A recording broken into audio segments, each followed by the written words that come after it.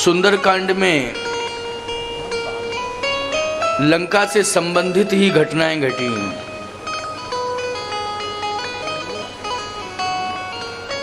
और सबसे बड़ा राक्षसों का विनाश जो हुआ है वो सुंदरकांड में ही हुआ है।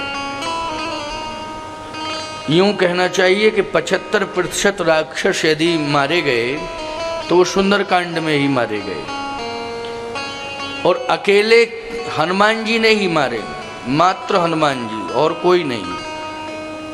सुंदरकांड में जितने भी राक्षस 75% मारे गए वो किसके हाथों से मारे गए? श्री हनुमान जी महाराज के हाथों से। लंका कांड में तो 25% राक्षस, और उसमें भी भगवान राम का बल जुड़ा है, लक्ष्मण जी का भी बल जुड़ा हुआ है, और वानरों का भी बल जुड़ा हुआ है। 25% राक्षस लंका कांड में मारे गए। 75% राक्षस सुंदरकांड में श्री हनुमान जी के हाथों से मारे गए।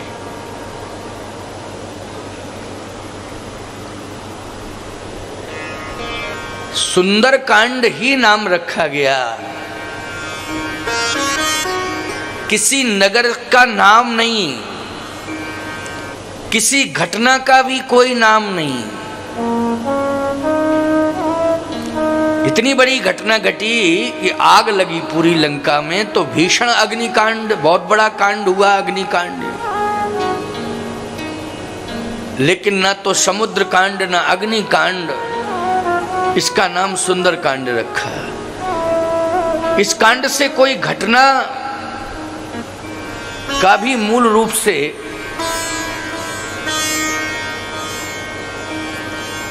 घटना का भी कहीं कोई उल्लेख नहीं किया गया।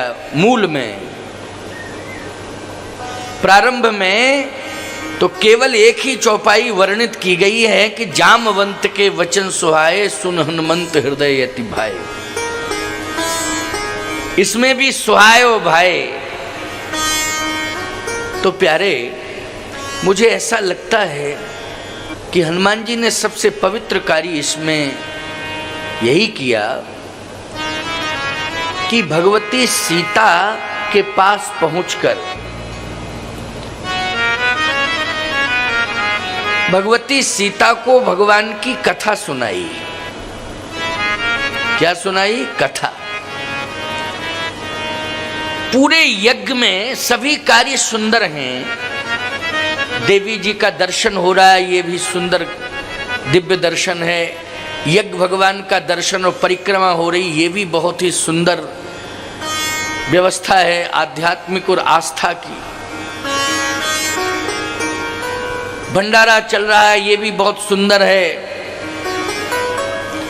लेकिन अति सुंदर यह है कि भगवान की कथा सुनने को मिल रही है,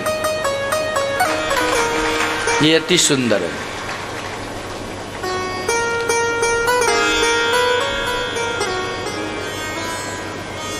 लंका में हनुमान जी ने ही सीता जी को कथा सुनाई, और कोई कथा सुनाने पहुंचे ही नहीं।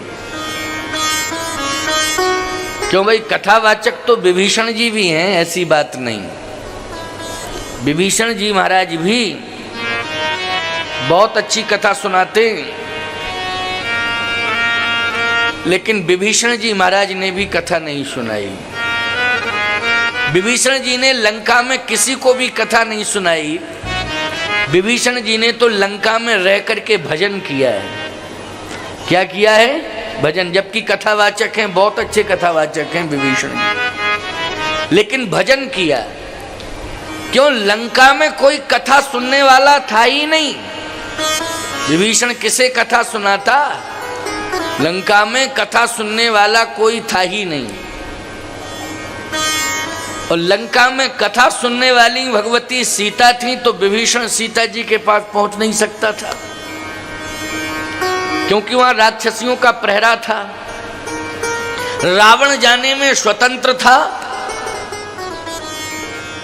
इसलिए रावण गया था।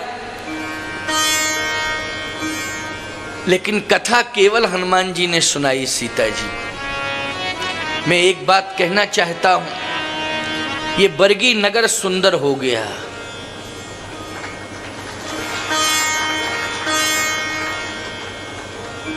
मां रेवा के पावन तट पर ये बरगी नगर बसा हुआ है, इसलिए ये पुनीत नगर है, पवित्र नगर है। लेकिन पवित्रता के साथ साथ आज ये अति सुंदर हो गया, क्योंकि भगवान की कथा हो रही है और यज्ञ भगवान यहां प्रतिष्ठापित हो चुके हैं। ये अति सुंदर हो गया। और मैं कहता हूं, देश में बड़े बड़े कांड होते हैं, लेकिन आज इस दिव्य मां रेवा के तट पर नवरात्रि के पावन अवसर में यज्ञ भगवान के साथ साथ दिव्य देवियों के विग्रहों का दर्शन हो रहा है। ये सबसे बड़ा सुंदर कांड हुआ है यहाँ। इससे बड़ा सुंदर कांड और क्या हो सकता है? ये सुंदर कांड है, बोलो है कि नहीं? इसे हम सुंदर कांड ही कहेंगे। कोई आपसे पूछे कि क्या हो रहा है, तो ये तो आप कहोगे कि यज्ञ हो रहा है, कथा हो रही है। लेकिन आप ये भी कह सकते हो कि बरगी नगर में इस समय सुंदर कांड हो रहा है। ये सुंदर कांड है।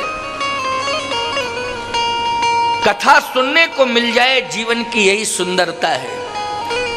कथा से जीवन सुधर जाए, ये जीवन की सुंदरता है।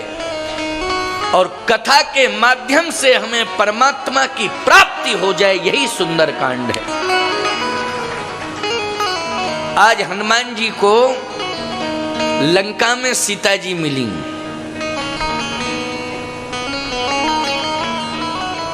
और हनुमान जी ने सीता जी को अगर प्रसन्न किया है तो कथा सुना के प्रसन्न किया है। जितने भी देवी देवता हैं वो कथा से ही प्रसन्न होते हैं। कथा होना इसलिए आवश्यक है नहीं, यज्ञ में तो देवता बैठे हुए हैं, देव पूजन हो रहा है। यज्ञ वेदी पर देवता बैठे हुए हैं, 33 करोड़ देवता विराजित हैं, उनका विधिवत पूजन हो रहा है। क्या जरूरत है कथा की? नवरात्रि के पावन अवसर पर बहुत ही सुंदर मंडप में 21 विग्रह देवियों के स्थापित हैं। लेकिन मैं सत्य कहता हूं, 33 करोड़ देवता यज्ञ वेदी पर बैठे हैं। समीप में एक सुंदर दिव्य भवन, एक पांडाल के माध्यम से एक सुंदर वस्त्रों का भवन तैयार किया गया। उसमें 21 विग्रह देवियों के विराजमान हैं। लेकिन ये सभी देवियां एवं समस्त देवता अगर प्रसन्न हैं तो भगवान की कथा हो रही है, सुन करके प्रसन्न है। कथा तो भगवान शिव भी सुनते हैं, तभी तो कुंभज ऋषि के यहाँ कथा सुनने के लिए गए। कथा भगवान राम भी सुनते हैं। वेद पुराण वशिष्ठ बखानहि सुनहि राम यद्यपि सब जानहि। भगवान की कथा है, लेकिन कथा के इतने प्रेमी हैं कि गुरु वशिष्ठ जी महाराज के आश्रम में कथा सुनने जाते हैं। जनकपुर में भी कहत कथा इतिहास पुरानी, रुच रजनी जुग जामिश रानी। जनकपुर भी पहुंचे तो भी कथा सुनी विश्वामित्र जी से। चित्रकूट धाम में पहुंचे तो तहां बैठे मुनगन सहित नित्य सिय राम सुजान, सुनहि कथा इतिहास सब आगम निगम पुराण। चित्रकूट में भी भगवान कथा सुन रहे हैं। इसका मतलब है कथा भगवान की है, लेकिन कथा का प्रेमी तो भगवान भी है। जब वो नरलीला करता है तो फिर कथा सुनता है। कथा सुनना बहुत आवश्यक है। कथा आपके जीवन को सुंदर बनाती है। इसलिए हनुमान जी ने सुंदर कांड में सबसे पहला कार्य ये किया कि मां जानकी की व्यथा को दूर करने के लिए राम कथा सुनाई। तो व्यथा को दूर करने के लिए राम कथा सुनना परम आवश्यक है। इसलिए रामचंद्र गुण वर्णय लागा, रामचंद्र गुण वर्णय लागा। सुनत ही शीघ्र और दुख भागा। सुन कहीं सीता कहीं दुख भागा। लागी सुने श्रवण मन लाई।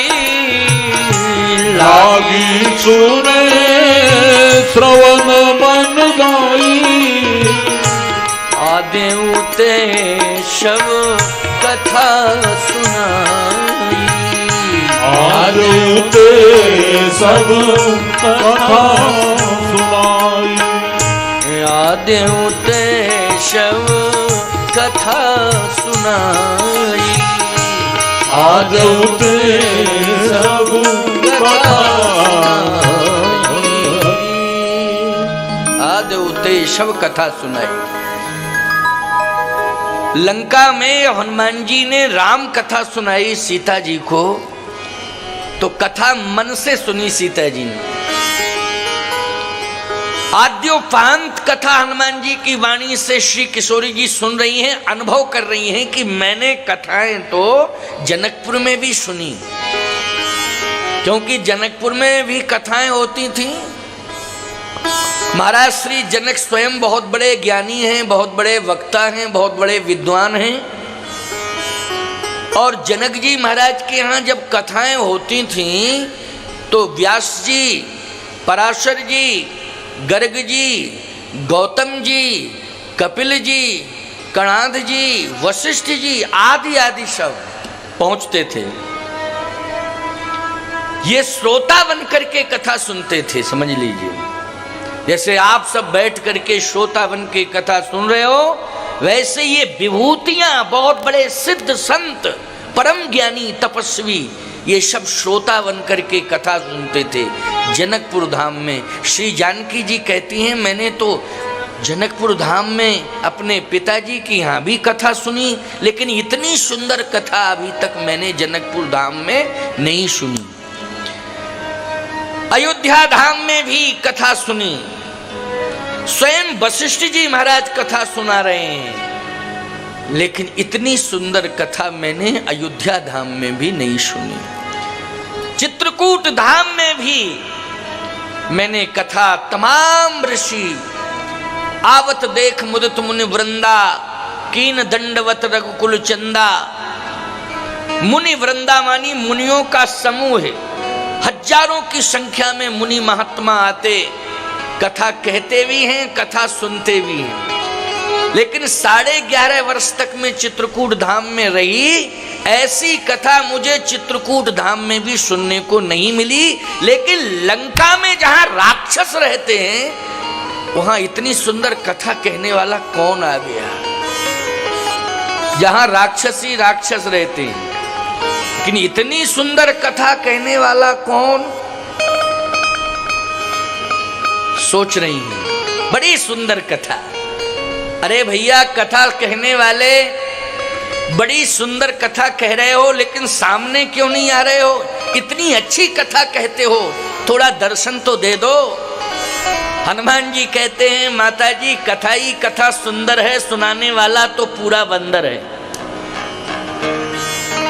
कथा ही कथा सुंदर है। जानकी जी ने कहा, कथावाचक के रूप पर विचार नहीं करना चाहिए, रूप पर ध्यान नहीं देना चाहिए।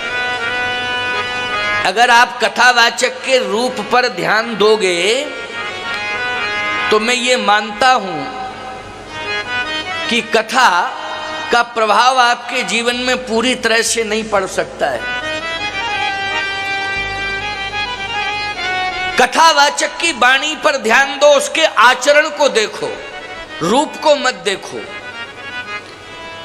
अगर कथावाचक के रूप पर विचार करोगे तो याद रखना, अष्टावक्र जी ने महाराज श्री जनक के यहाँ किस प्रकार की टिप्पणी की थी, आपने विद्वानों से सुना होगा। और उस टिप्पणी को सुन करके महाराज श्री जनक को शर्मिंदित होना पड़ा था। महाराज श्री जनक जैसे विद्वान को अष्टावक्र की टिप्पणी पर शर्मिंदित होना पड़ा था और क्षमा मांगनी पड़ी थी, क्योंकि वहां रूप को देख करके एक हास्यमय वातावरण हो गया था। अष्टावक्र के रूप को देख करके हास्यमय वातावरण हो गया था।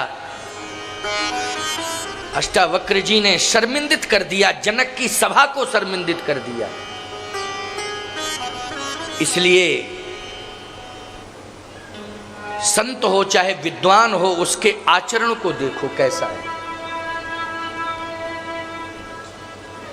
जिसका आचरण श्रेष्ठ होगा, चाहे वो संत हो चाहे विद्वान हो, उसी की वाणी में प्रभावोत्पादकता हो सकती है, उसी की वाणी परिवर्तन कर सकती है। केवल व्याख्यान देने से काम चलने वाला नहीं है, लच्छेदार बातें कहने से काम चलने वाला नहीं है, आचरण में भी उतारो। लोग त्याग की बात करते हैं, लेकिन त्याग नहीं है तृण की नोक के बराबर भी। समर्पण की बात करते हैं, श्रद्धा की बात करते हैं, लेकिन तृण की नोक के बराबर भी समर्पण नहीं है ना श्रद्धा है। तो ये लच्छेदार भाषण करने से परिवर्तन होने वाला नहीं है, सुधार होने वाला नहीं है। आज हनुमान जी महाराज जो कह रहे हैं वो करके दिखा रहे हैं। जितना हनुमान जी कथा में कह रहे हैं, उससे ज्यादा तो हनुमान जी के जीवन में कर्तृत्व है। बोलो है कर्तृत्व कि नहीं? और आज सबसे ज्यादा प्रभावित हुई हैं सुंदरकांड में मां जानकी, तो किसकी वाणी से प्रभावित हुई हैं? बोलो, श्री हनुमान जी की वाणी से प्रभावित हुई हैं। क्योंकि हनुमान जी केवल बुद्धिमताम वरिष्ठम ही नहीं है, हनुमान जी जितेंद्रियम भी हैं। इसलिए जो चरित्रवान होता है उसी की वाणी का प्रभाव होता है। ये सुंदरकांड की विशेषता है। जीवन में सुंदर आचरण करो, जीवन में सुंदर बनना है तो भगवान की सुंदर सुंदर कथाएं सुनो। आचरण और भगवान के सुंदर चरित्र सुनने से आपका जीवन कैसा बनेगा? सुंदर बनेगा। और जब कथा सुनते सुनते जीवन सुंदर हो जाएगा, आचरण अच्छा करते करते जीवन सुंदर हो जाएगा, तो जिंदगी भर आपके हाथों से सुंदर कांड ही होते रहेंगे प्यारे, सुंदर कांड ही होते रहेंगे। इसलिए कथा सुनाने से और श्री जानकी माँ के सुनने से और जानकी जी की व्यथा कथा सुन करके दूर हो गई। इसलिए इस कांड की ये विशेषता है कि ये सुंदर कांड हो गया। अब लंका कांड, लंका कांड में हनुमान जी की कथा से ही विभीषण जी का हृदय परिवर्तन हो गया और लंका छोड़ने का संकल्प ले लिया विभीषण ने। बोलो, किसकी कथा सुनकर के परिवर्तन हुआ? हनुमान जी की कथा सुन के, और लंका छोड़ने का उसने संकल्प ले लिया। लंका कंचन नगरी है, सोने की नगरी है, सोने की नगरी का त्याग करने का संकल्प विभीषण लेता है। बोलो, ये त्याग की पराकाष्ठा पर पहुंचाया है विभीषण को, तो हनुमान जी के वाणी से निकली हुई कथा ने पहुंचाया है। इसलिए कथा बहुत बड़ी उपलब्धि है हम आपके लिए। आज विभीषण राम की शरण में पहुंचा कथा सुन के। कथा सुनकर के मंदोदरी का हृदय परिवर्तन हो गया लंका कांड में। आप कहोगे महाराज कोई प्रमाण है? हाँ, तो लंका कांड का भी मैं प्रमाण दे रहा हूं कि मंदोदरी का हृदय परिवर्तन हुआ।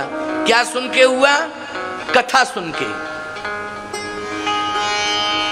हनुमान जी महाराज जब लंका में प्रवेश किए तो उन्होंने संपूर्ण लंका का परिभ्रमण किया। मंदिर मंदिर प्रतिकर शोधा, ये संपूर्ण लंका का परिभ्रमण हनुमान जी के द्वारा हुआ। मंदिर मंदिर प्रतिकर शोधा, देखे जहते अगणित जोधा। लेकिन प्यारे, हनुमान जी ने रावण के दरबार में रावण से जो कहा वो मंदोदरी ने भी सुना, राक्षसों ने भी सुना, विभीषण ने भी सुना, सबने सुना। क्या कहा था? हनुमान जी ने कहा जो जीवन का सत्य है वो मैं सुना रहा हूं रावण, अगर मेरी बात मान जाओ तो तुम अजय हो जाओगे, अमर हो जाओगे, तुम्हारी सत्ता क्षुण्ण हो जाएगी।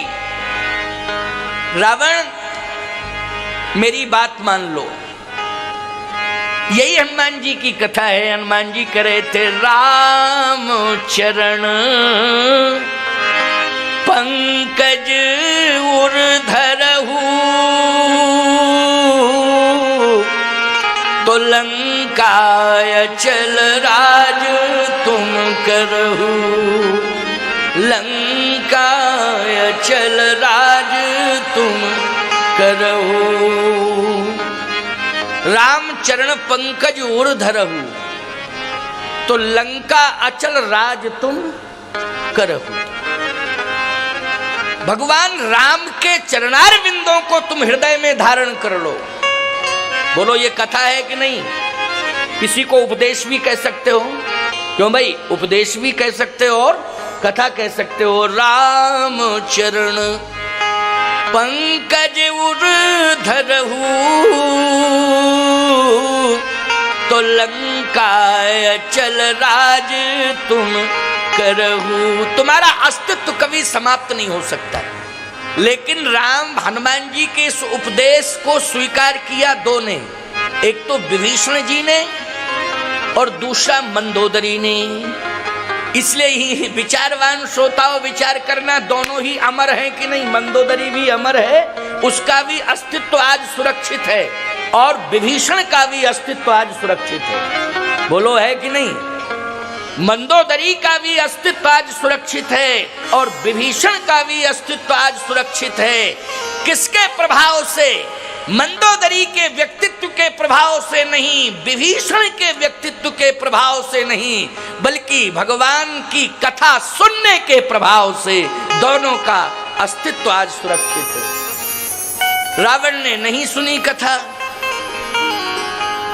मर गया। मर गया कि नहीं?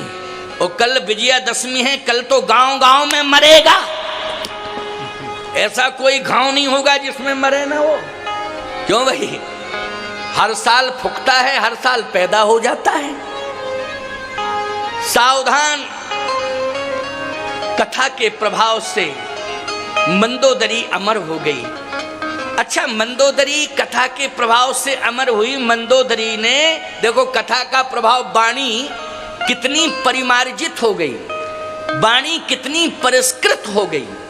इतनी परिष्कृत वाणी है मंदोदरी की कि आप सुनोगे तो लंका कांड का एक दोहा मैं सुना रहा हूं, दोहा सुना रहा हूं। उस दोहे से ये निर्णय हो जाएगा कि कितनी परिष्कृत प्रांजल भाषा में बात कर रही है मंदोदरी। मंदोदरी कहती है, रावण से राम है सौंपिए जानकी, राम है सौंपिए जानकी, नाय कमल पद्माथ, सुत कहु राज समर्प बन,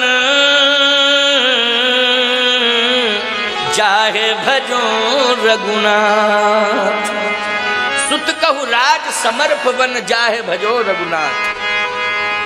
ये राजपाट का त्याग करो। बोलो, कथा ने त्याग की पराकाष्ठा पर पहुंचा दिया मंदोदरी को कि नहीं? अपने पति से कह रही है, अपने पति से कह रही है कि राम ही सौंपिए जानकी, नाय कमल पद्माथ, सुत कहु राज समर्प बन, जाहे भजो रघुनाथ। ये संतान को, बेटों को राज्य दे दो और हम तुम दोनों आज जानकी जी को सम्मान पूर्वक ले चलें और भगवान राम के हाथों में सौंप दें। फिर वापस लंका लौट के नहीं आना है, उसी वन में हम दोनों को भगवान का भजन करना है। बस हमारी बात मान लो। लंका वापस लौट के नहीं आना है, उसी वन में, जिस वन में राम रह रहे हैं, उसी वन में राम के हाथों में सीता को सौंप दें और हम तुम दोनों उसी वन में भजन करें। हम तुम दोनों उसी वन में भजन करें। जाहे भजो रघुनाथ, सुत कहु राज समर्प वन, समर्प वन, जाहे भजो रघुनाथ। सोचो जरा, विचार करो। मंदोदरी के हृदय का जो परिवर्तन हुआ, वाणी में जो इतना आध्यात्मिक ओज आया, क्यों भाई? ये किसके प्रभाव से आया बोलो? ये कथा के प्रभाव से आया। और वो भी किसके द्वारा कथा सुनी थी मंदोदरी ने? हनुमान जी के द्वारा कथा सुनी थी। विभीषण के जीवन में भी परिवर्तन आया कि विभीषण ने पूरी कंचन नगरी का त्याग कर दिया, सोने की लंका का त्याग कर दिया। बोलो भाई, ये हृदय परिवर्तन जो हुआ है वो किसके द्वारा हुआ? कथा के द्वारा हुआ। लेकिन कथा किसने सुनाई? हनुमान जी ने सुनाई। और सावधान, जहां जहां भी कथा होती है, आज ये जो कथा हो रही है देवी देवताओं को प्रसन्न करने के लिए तो हो ही रही है, लेकिन मैं सत्य कहता हूं इस कथा के प्रधान श्रोता श्री हनुमान जी महाराज हैं। इसलिए हनुमान जी को ये कथा सुनाई जा रही है, हनुमान जी को प्रसन्न करने के लिए कथा हो रही है। अब हनुमान जी अगर प्रसन्न हो गए तो बोलो चकाचक है कि नहीं? आनंद ही आनंद है कि नहीं है? तो मैं कहना ये चाहता हूं, जीवन में हम सब कथा के श्रोता बने।